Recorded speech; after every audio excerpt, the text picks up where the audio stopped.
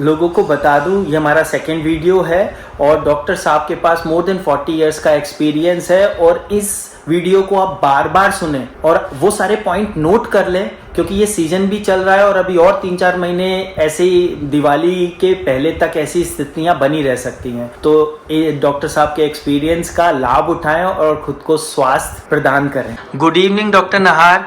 Good evening विवेक भाई। Doctor sir, आपका ज़्यादा समय नहीं लूंगा। मैं ये जानना चाहता हूँ, ये डेंगू क्या होता है, डेंगू बुखार क्या है, प्लीज इसके बारे में बताइए। ये डेंगू बुखार खास तौर पे मानसून के सीजन में ज्यादा होता है, क्योंकि फीमेल एडीज मॉस्किटो के काटने की वजह से ये होता है। फीमेल एडीज मॉस्किटो जो है वो डेंगू वायरस का वेक्टर है। ओके। और उसके काटने से ये वायरस मानव शरीर में प्रवेश करता है और उसे डेंगू बीमारी हो जाती है। सन 1949 में डेंगू वायरस का निदान हुआ था, उसकी डायग्नोसिस हुई थी और 1970 में 9 देशों में यह बीमारी फैली थी। आज करीब 100 देशों में यह बीमारी फैल चुकी है। तो सर, जनरली मेरे दिमाग में एक क्वेश्चन आ रहा है कि गंदे पानी में पनपता है क्या यह मच्छर, कैसे होता है ये साफ पानी का मच्छर है। साफ पानी का मच्छर है? साफ पानी का मच्छर है। अपने घर में जो अंडरग्राउंड टैंक्स होते हैं, जो ओवरहेड टैंक्स होते हैं, जो घर की छत पे पुराने कुछ टायर वगैरह रखे होते हैं या पुराने कुछ पॉट्स रखे होते हैं या गमले के नीचे की जो प्लेट्स होती हैं या कूलर में पानी लंबे समय तक यदि बदला नहीं हो तो उस पानी में ये मच्छर पैदा हो जाते हैं। एडीज मॉस्किटो के मच्छर के अंडे सूखने के बाद भी लंबे समय तक निष्क्रिय अवस्था में पड़े रहते हैं, महीनों तक। इसका मतलब वो वापस से जीवित हो सकते हैं अगर ऐसा हो। जैसे ही वो पानी के संपर्क में आते हैं उसमें से लार्वा निकल आता है। सर, कुछ लोग ये भी पूछते हैं कि क्या जल्दी हो सकता है डेंगू, जैसे अभी हुआ फिर 15 दिन बाद हो गया, कैसा संभव है? एक व्यक्ति को अपने जीवन में 4 बार डेंगू हो सकता है। अच्छा।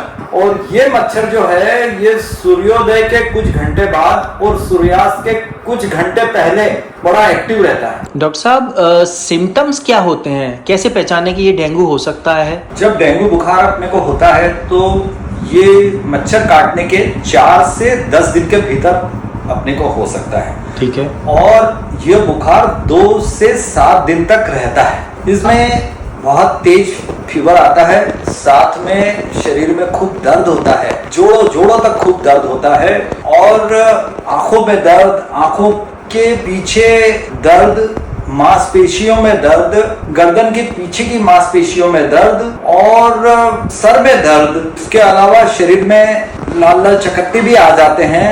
ओके। और ये करीब 2 से 7 दिन तक यह फीवर रहता है, कभी कभी 15 दिन तक भी यह फीवर रह सकता है। इसकी जांच जो है अपन डेंगू एंटीजन टेस्ट और एंटीबॉडी टेस्ट से करके पता कर सकते हैं कि ये डेंगू बुखार है या नहीं है। ठीक है सर।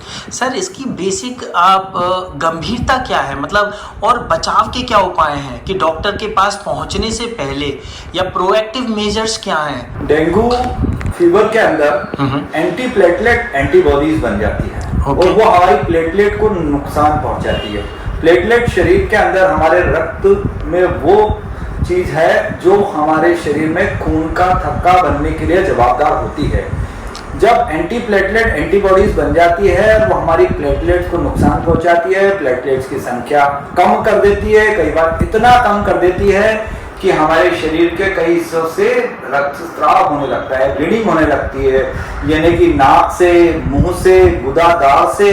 और महिलाओं को महामारी के दौरान ज्यादा रक्तस्राव हो सकता है। सर, और इसके बाद कहते हैं ना कि बीमारी के बाद जो कमजोरी हो जाती है उससे कैसे रिकवर किया जाए और बचने के बेसिक उपाय क्या हैं? कि सबसे पहले तो हम डॉक्टर के पास जाना बहुत जरूरी है, जैसे ही ये हो। आफ्टर मेडिसिन उस कमजोरी को कैसे दूर करें? डेंगू बुखार जो है वो 4 दिन से 10 दिन के भीतर आपको डेंगू बुखार होने का खतरा होता है। ओके।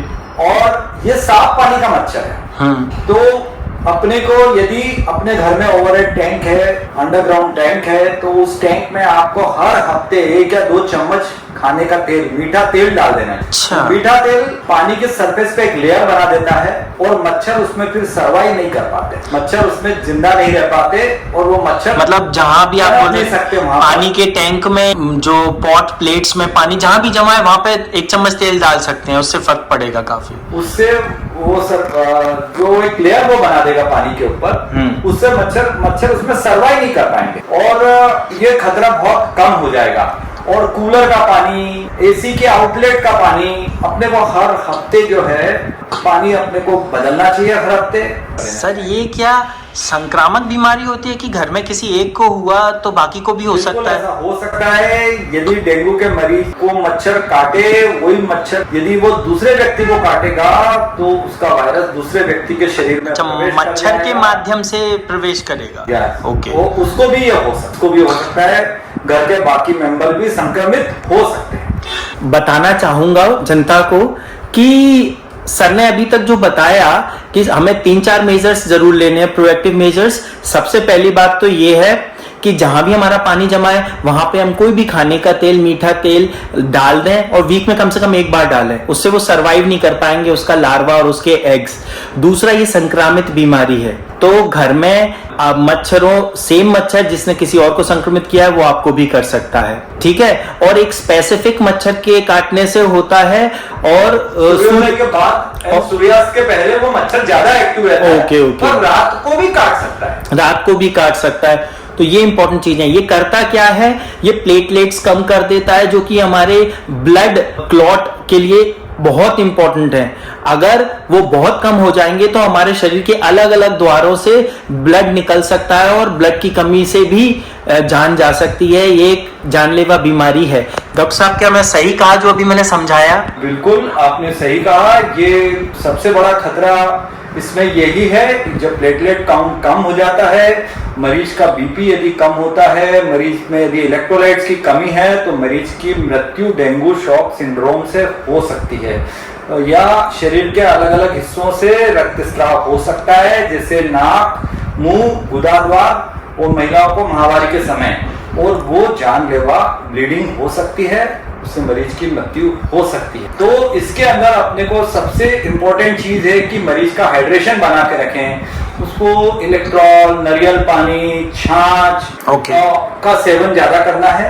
इलेक्ट्रोलाइट्स बराबर लेना है, उससे शरीर में अपना बीपी मेंटेन रहेगा, हीमोग्लोबिन ज्यादा कंसंट्रेट नहीं होगा और हाइड्रेशन अपना अच्छा रहा तो अपने को रिस्क होने की संभावना कम हो जाती है। ठीक है, एक आखिरी क्वेश्चन आपसे पूछना चाहता हूं सर, आप क्या सजेस्ट करते हैं कि आफ्टर बीमारी जब खत्म हो जाए, हमने डॉक्टर से सलाह ली, उनके बताए गए दवाइयों को लिया, सारी चीज़ों को, प्रोसेस को फॉलो किया, जो कमज़ोरी रहती है शरीर में, उस कमज़ोरी को ऐसा क्या करें हम अपनी डाइट में चेंज या लाइफस्टाइल में चेंज जिससे हम जल्दी से अपनी स्ट्रेंथ रिकवर करें? जैसे मैंने बताया आपको, इलेक्ट्रोलाइट्स का सेवन ज्यादा करें। ओके।